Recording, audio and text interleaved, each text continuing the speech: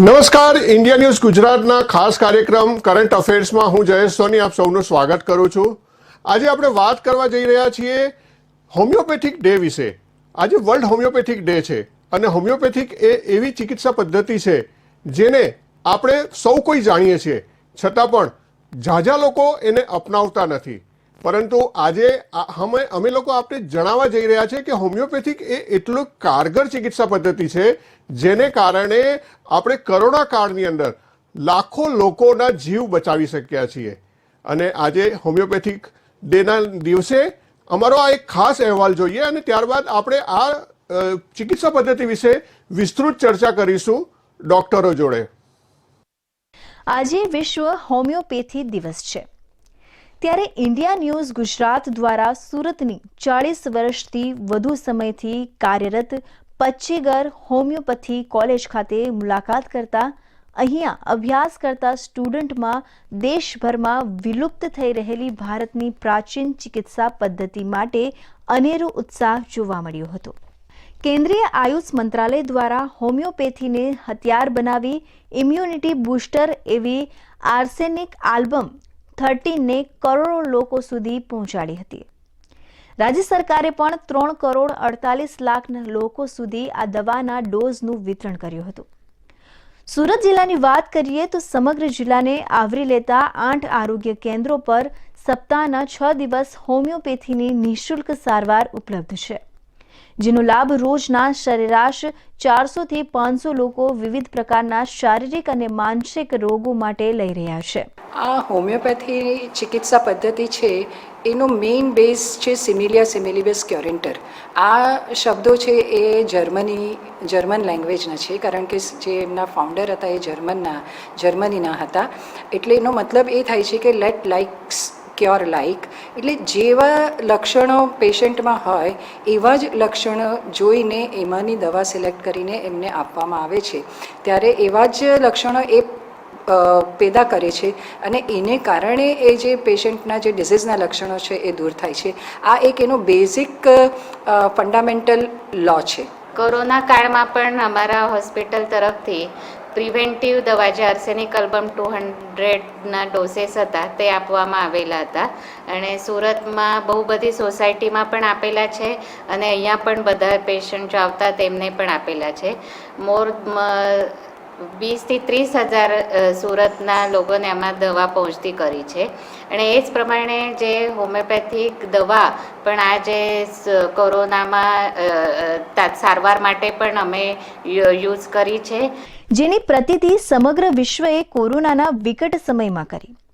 Homeopathic ચિકિત્સાના અવિશ્વસનીય પરિણામોને કારણે આજે માત્ર દેશમાં જ નહીં, આખા વિશ્વમાં આ પદ્ધતિનો વિશેષ રૂપે પ્રસાર અને પ્રચાર થઈ રહ્યો છે અને ખાસ કરીને કોવિડ પછી વર્તાતી અશક્તિ તેમજ રોગ પ્રતિકારક શક્તિ વધારવામાં આ દવાઓ અને સારવાર રામબાણ છે। તો આપણે જોયું કે કોરોના કાળ જેવા કપરા સમયમાં પણ હોમિયોપેથિકની જે સારવાર હતી એ ખૂબ જ કારગર રહી હતી અને એને કારણે ઘણા બધા લોકોના જીવ બચાવી શકાયા હતા। આપણી સાથે હોમિયોપેથિકના નિષ્ણાંત ડોક્ટર ગૌરવભાઈ ભટ્ટ અમદાવાદથી જોડાઈ રહ્યા છે। આ વિશે આપણી સાથે વધુ ચર્ચા કરશે। ગૌરવભાઈ, ખૂબ ખૂબ સ્વાગત છે આપનું।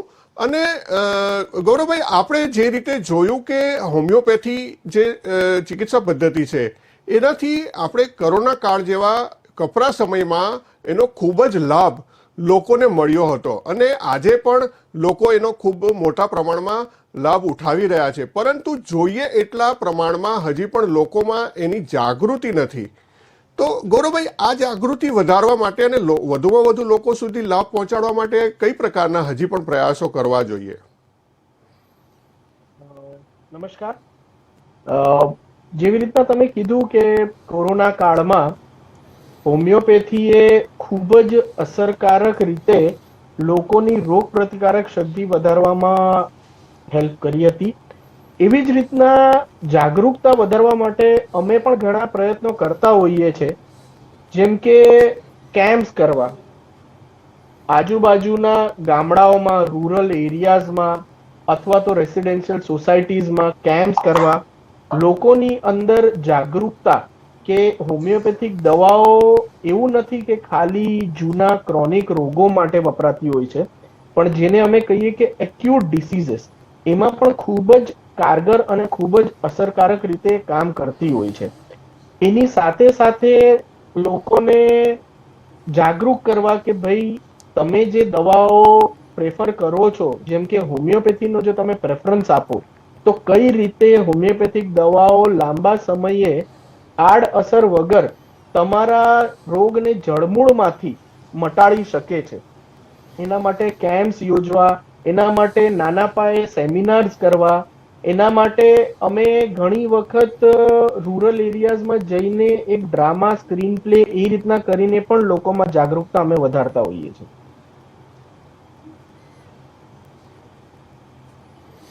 બિલકુલ, ઘણી બધી પ્રકારથી લોકોને જાગૃત થવાના પ્રયાસ થઈ રહ્યા છે. ભારત સરકાર દ્વારા પણ આયુષ મંત્રાલય શરૂ કરવામાં આવ્યું છે અને એ આયુષ મંત્રાલય દ્વારા પણ દેશભરમાં અલગ અલગ જગ્યાઓ પર ક્લિનિકો દ્વારા લોકોને જાગૃત કરવાના પ્રયાસ કરવામાં આવે છે. અને સુરતથી આપણી સાથે જે હોમિયોપેથિક કોલેજના પ્રિન્સિપલ છે ડૉક્ટર માધુરીબેન કામડે, એ પણ અત્યારે જોડાઈ રહ્યા છે. માધુરીબેન, આપનો પણ ખૂબ ખૂબ સ્વાગત છે અને આપની સાથે પણ ચર્ચા કરીશું. મેડમ, કઈ રીતે કોલેજની અંદર તમારા દ્વારા તૈયાર થનારા જે ડૉક્ટરો છે એ સમાજ સુધી આ સર્વિસને પહોંચાડે છે અને કઈ રીતે આનો લાભ લોકોને મળે છે? હા, ગુડ ઇવનિંગ. આજે વર્લ્ડ હોમિયોપેથિક ડેના બધાને શુભેચ્છા.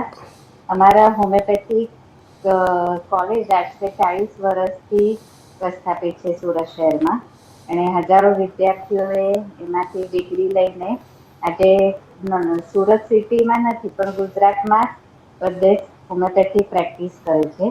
આમાં હોમિયોપેથિક સ્ટુડન્ટ જે છે તે 4.5 વર્ષનો કોર્સ અને અભ્યાસક્રમ હોય છે એમનો, અને 1 વર્ષની ઇન્ટર્નશીપ. પછી હોમિયોપેથિક ચિકિત્સા પદ્ધતિ સારી રીતે વાકેફ થઈને એ લોકો પ્રેક્ટિસ કરવા તૈયાર થઈ જાય છે.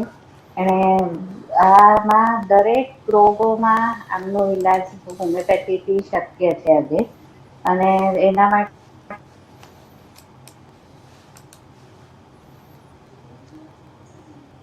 ડિટેલ એ લોકોને શીખવાડવામાં આવે છે. અને જે પ્રિન્સિપલ છે હોમિયોપેથિકનું, જે સિમિલિયા સિમિલિબસ ક્યુરેન્ટર, એટલે આ એક જર્મન છે. એમાં કે જે ડિસીઝ પ્રોડ્યુસિંગ જે પાવર ડ્રગ્સની છે એ ડિસીઝ ક્યુરિંગ પાવર છે, એવું એનો સિદ્ધાંતનું મહત્વ છે. એટલે આ બધું ભણીને એ લોકો હોમિયોપેથિક પ્રેક્ટિસ સારી રીતે હવે કરે છે. અને આ હોમિયોપેથિકનું જે સચોટ નિદાન અને એનું જે સચોટ સારવાર છે એ હોસ્પિટલમાં પણ અમારે ઉપલબ્ધ છે. એમાં પણ એ લોકો ટ્રેનિંગ લે છે. અને આમના નજીકમાં કોરોનામાં અમે પ્રિવેન્ટિવ તરીકે પણ હોમિયોપેથિક દવાએ 30 થી 40 હજાર સુરતમાં પહોંચાડી છે ઘરે ઘરે જઈને. અને એના માટે અને જે કોરોનામાં પણ ટ્રીટમેન્ટમાં પણ અમે હોમિયોપેથિક દવાનો ઉપયોગ કેવી સારી રીતે શક્ય છે એનું મૂળભૂત ઉદાહરણ સોસાયટીને આપ્યું છે. બિલકુલ માધુરીબેન, ખૂબ જ સારી કામગીરી કોરોના કાળ દરમિયાન સુરતની અંદર થઈ હતી અને એ પ્રકારે દરેક જિલ્લાઓમાં પણ થઈ છે. અને સૌથી મહત્વની વાત કે આજકાલના સમયની અંદર એલોપેથીની સારવાર જે ત્વરિત અસરથી લોકોને સાજા કરી દેતો હોય છે, પરંતુ એનો જે જડમૂળથી ઈલાજ થવો જોઈએ કોઈ પણ રોગનો, એ એલોપેથીની સારવાર દરમિયાન ઘણી બધી સારવારોમાં થઈ જાય છે, પરંતુ ઘણી સારવાર એવી છે કે જેનો જડમૂળથી ઈલાજ નથી થતો અને એ બીમારી હંમેશના માટે રહે છે અને એની દવાઓ હંમેશા ચાલુ રાખવી પડતી હોય છે. પરંતુ એક એલોપેથી એક એવી ઉપચાર પદ્ધતિ છે અને આયુર્વેદ એક એવો ઉપચાર પદ્ધતિ છે જે અસર એની લાંબા સમયે થાય છે, પરંતુ જડમૂળમાંથી બીમારીને દૂર કરી દે છે. ગૌરવભાઈ, કઈ રીતે કારગર સાબિત થાય છે અને લોકોમાં જે આ પદ્ધતિથી સારવાર માટેની જે જાગૃતિ છે એ હજી ઓછી દેખાય છે, તો એને માટે લોકો કઈ રીતે જાગૃત થાય કારણ કે જે પદ્ધતિ દ્વારા એલોપેથી દ્વારા જે રીતે લોકો મોંઘી દવાઓ પણ હોય છે અને ત્વરિત એને આરામ મળી જાય છે, પરંતુ લાંબે ગાળે ઘણીવાર એલોપેથીની સારવાર નુકસાનકારક પણ હોય છે. તો લોકોમાં કઈ પ્રકારના સંદેશ તમે આપશો? બરાબર. જેમ કે હવે લોકો આપણે જાણીએ છીએ ઘણા બધા માધ્યમ છે, પ્રિન્ટ મીડિયા છે, ઇલેક્ટ્રોનિક મીડિયા છે, એ બધાના માધ્યમ થ્રુ પ્લસ આયુષ મિનિસ્ટ્રી પણ બહુ જ સારી રીતે જાગૃતતા ફેલાવવાનું કામ કરી રહી છે.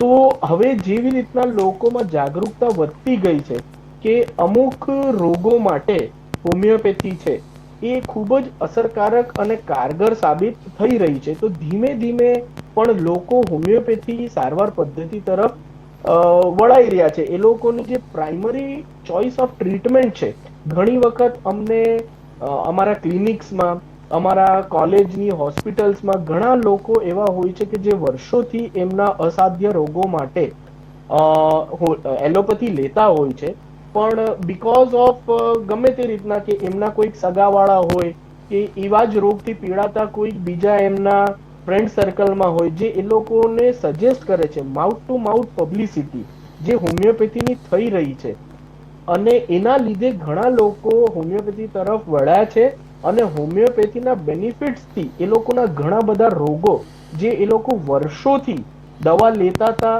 પણ જે આપણે કહીએ ને કે રિલીફ અને ક્યોર વચ્ચે બહુ ઘણી તફાવત છે. એટલે તમે અમુક ડિસીઝમાં અમુક પેથીની દવાઓ લઈને તમે એક લેવલ સુધી રિલીફ મળી શકે, પણ જ્યારે ક્યોરની વાત આવે તો ત્યારે લોકોને હવે જાગૃત લોકો થઈ ગયા છે, કારણ કે લોકોને આજે ખબર પડવા માંડી છે, માઉથ ટુ માઉથ પબ્લિસિટી છે, જે અમારું કાઉન્સિલ છે, આયુષ મંત્રાલય છે, જે અમારું રિસર્ચનું કાઉન્સિલ છે, જેને અમે central council for research in homeopathy, એ ખૂબ જ સારી કામગીરી આમાં કરી રહી છે. બધી અમારી કોલેજના સંલગ્ન જેટલી હોસ્પિટલો છે એ લોકોમાં જઈને જાગૃતતા ફેલાવવાનું કામ કરી રહ્યો છે. અને આનું ખૂબ જ મોટું ઉદાહરણ આપણે કોરોના કાળ સમયે જોયું જ હતું. અને આ પહેલા પણ હું એક જસ્ટ થોડા સમય પહેલાની વાત કરીશ કે જ્યારે સ્વાઇન ફ્લૂ આવ્યો હતો, એમાં પણ આવા અમુક ડિસીઝીસમાં જ્યારે બીજી કોઈ પદ્ધતિ એટલી કારગર સાબિત નથી થતી, ત્યારે હોમિયોપેથીએ ખૂબ જ સારું કામ કર્યું હતું અને લોકોને ખરેખર હવે એ પદ્ધતિ તરફ વિશ્વાસ વધી રહ્યો છે. બિલકુલ, લોકોને હવે ધીરે ધીરે હોમિયોપેથી તરફ પોતાની જાગૃતિ થઈ રહી છે, પોતાનો વિશ્વાસ વધી રહ્યો છે.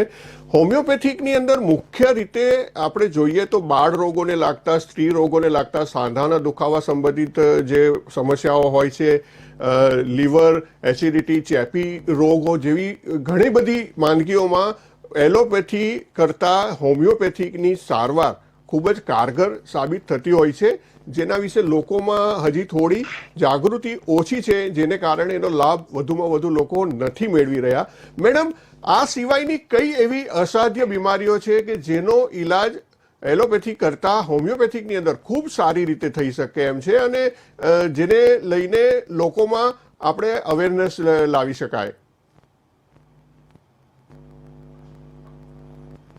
હોમિયોપેથી ચિકિત્સા પદ્ધતિ નેચરલ લોસ પર બેઝ છે. એમાં બધા જ રોગોનો ઈલાજ થઈ શકે છે. એલર્જી છે, પછી એક્યુટ ડિસીઝીસ, ક્રોનિક ડિસીઝીસ, જે બહુ જૂના અને હઠીલા રોગો છે અને જેમાં તાત્કાલિક સારવારની પણ જરૂર પડે છે, એવા પણ મેડમ આપનો વિડીયો બંધ થઈ ગયો છે. વિડીયો ઓન કરી લેજો જરા, તમારો વિડીયો બંધ થઈ ગયો છે. હા, હોમિયોપેથી પદ્ધતિથી જૂના હઠીલા રોગો અને જેમના તાત્કાલિક સારવારની જરૂર છે, આ બધા જ પ્રકારના રોગોનો ઈલાજ શક્ય બને છે. એમાં હોમિયોપેથી આ એક નેચરલ લોસ પર બેઝ છે અને સ્વાભાવિક રીતે પેશન્ટની જે રોગ પ્રતિકાર શક્તિ છે તે વધારવામાં પણ મદદ કરે છે અને આંતરિક રીતે જે રોગ સારા કરવાની તાકાત મનુષ્યની શરીરમાં હોય છે એને અનુકૂળ રહીને એ અસરકારક નીવડે છે. એટલે એનામાં બીજા કઈ રોગ દવાના હિસાબથી કંઈ પણ સાઈડ ઇફેક્ટ જોવા નથી મળતા. ઉલટા જે પણ ઇફેક્ટ આવે છે તે રોગને નાબૂદ કરવામાં સફળ નીવડે છે. એટલે બધા જ રોગોમાં આની અસરકારકતા આપણે પ્રૂવ કરી શકીએ છીએ અને પેશન્ટને પણ એનો લાભ મળતો રહે છે. બિલકુલ બિલકુલ બિલકુલ પેશન્ટને એનો લાભ મળતો રહે છે અને જે રીતે તમે કીધું એમ ઇમ્યુનિટી બૂસ્ટરનું કામ કરીને આ રોગને જે જડમૂળમાંથી નાબૂદ કરે છે. આપણે જોયું કે ખૂબ જ કપરા સમયની અંદર હોમિયોપેથિક ચિકિત્સા પદ્ધતિથી જે પરિણામો સામે આવ્યા છે, જે આપણા દેશ જ નહીં પરંતુ વિશ્વની અંદર આજે લોકોમાં એનો વ્યાપ વધી રહ્યો છે. ધીરે ધીરે પણ લોકો આ તરફ ચિકિત્સા પદ્ધતિ તરફ લોકો વધી રહ્યા છે. ગૌરવભાઈ, આપની પાસે જાણવા માંગુ છું કે આયુષ મંત્રાલય દ્વારા ઘણી બધી યોજનાઓ દ્વારા લોકો સુધી આનો લાભ પહોંચાડવાના પ્રયાસ કરવામાં આવે છે. ફ્રી ઓફ કોસ્ટ દવાનું વિતરણ પણ થાય છે, જે સરકારી આયુષ મંત્રાલયના જે ક્લિનિકો છે ત્યાં આગળથી. અને એની સાથે સાથે તમે જેમ કીધું એમ રૂરલ એરિયામાં, ટ્રાઇબલ એરિયામાં પણ જઈને એના કેમ્પો થાય છે. લોકો વધુમાં વધુ આકર્ષિત થાય, આ પદ્ધતિથી ચિકિત્સા કરાવી અને પોતે અસાધ્ય રોગોમાંથી મુક્તિ મેળવે, એવા માટેના પ્રયાસો થઈ રહ્યા છે. સરકાર દ્વારા હજી કઈ પ્રકારની કોશિશ થવી જોઈએ કે જેને લઈને અર્બનથી લઈને રૂરલ એરિયા સુધીમાં આનો વ્યાપ હજી વધારી શકાય? એ માટેના કયા પ્રયાસો આપ સજેસ્ટ કરશો કે સરકાર દ્વારા હજી પણ એના અસરકારકતા વધારે કરી શકાય? હાજી, ડેફિનેટલી રૂરલ એરિયાઝમાં, બીકોઝ આપણે હજી પણ જો માનીએ તો India is a rural dominated country. આપણે એવું કહી શકીએ કે આપણે મેજોરિટી ઓફ ધ પોપ્યુલેશન જે છે એ હજી પણ ગામડાઓમાં, વિલેજોમાં રહી છે. તો એના માટે આયુષ મંત્રાલય ખૂબ જ સરસ બધા કાર્યક્રમો યોજે છે. ઘણી જગ્યાઓ પર હેલ્થ મેળાઓ યોજાય છે અને એ હેલ્થ મેળાઓ તમે જો જુઓ તો તાલુકા લેવલ ઉપર, ડિસ્ટ્રિક્ટ લેવલ ઉપર as well as urban level ઉપર પણ યોજાય છે. અને એ હેલ્થ મેળાઓ જે આપણે કે સ્વાસ્થ્ય મેળાઓ જે આપણે સરકાર યોજે છે, તો એમાં આયુષ મિનિસ્ટ્રીનો ખૂબ જ મોટો રોલ હોય છે. અને જે આપણી CHC જેને આપણે કહીએ કે કમ્યુનિટી હેલ્થ સેન્ટર્સ છે, પ્રાઇમરી હેલ્થ સેન્ટર્સ જે છે, ત્યાં પણ જે અર્બન એરિયાઝને કમિટ કરે છે ત્યાંના ડોક્ટર્સ, તો ત્યાં પણ હોમિયોપેથિક ચિકિત્સક ઉપલબ્ધ હોય છે. હોમિયોપેથિક પદ્ધતિથી સારવાર થતી હોય છે. અને અર્બન એરિયાઝમાં પણ જે અલગ અલગ ગવર્મેન્ટની OPDs હોય છે, ત્યાં પણ હોમિયોપેથિક ચિકિત્સક જે છે એમની નિમણૂક થાય છે એઝ અ મેડિકલ ઓફિસર. અને એના લીધે અર્બન પોપ્યુલેશન પણ જ્યારે એ સારવાર લેવા જાય છે તો અર્બન પોપ્યુલેશનને બહુ જ સારી રીતે હોમિયોપેથીની દવાઓ પણ ઉપલબ્ધ હોય છે અને સારા હોમિયોપેથિક ડોક્ટર, નિષ્ણાત, મેડિકલ ઓફિસર એમને તે બહુ જ સરળ રીતે ઉપલબ્ધ હોય છે.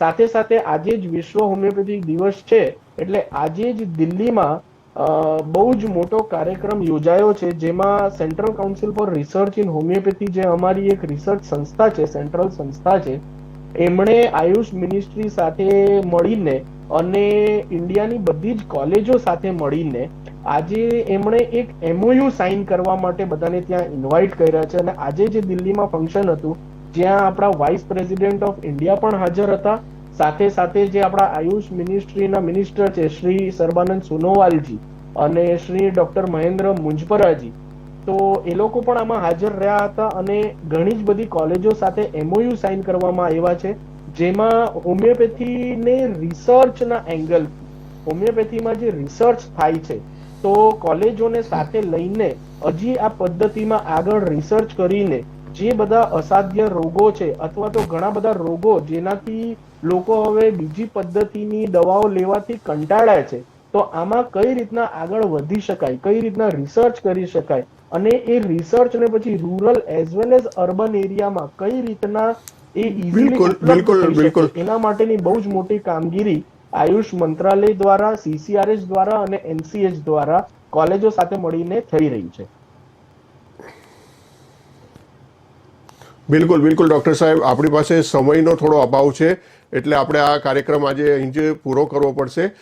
અમદાવાદથી ગૌરવભાઈ ભટ્ટ આપણી સાથે આ ચર્ચામાં જોડાયા હતા. ડૉક્ટર સાહેબ, તમારો ખૂબ ખૂબ આભાર. અને સુરતથી ડૉક્ટર માધુરીબેન કામડે, જે પ્રિન્સિપલ હોમિયોપેથિક કોલેજના છે, એમનો પણ ખૂબ ખૂબ આભાર. આપણે ફરીથી આ બાબતે ચર્ચા કરીશું અને મળીશું. આજે આપણે આ કાર્યક્રમનું સમાપન અહીં કરીએ છીએ અને આવતીકાલે ફરી નવા વિષય સાથે મળીશું. ત્યાં સુધી મને રજા આપશો. નમસ્કાર.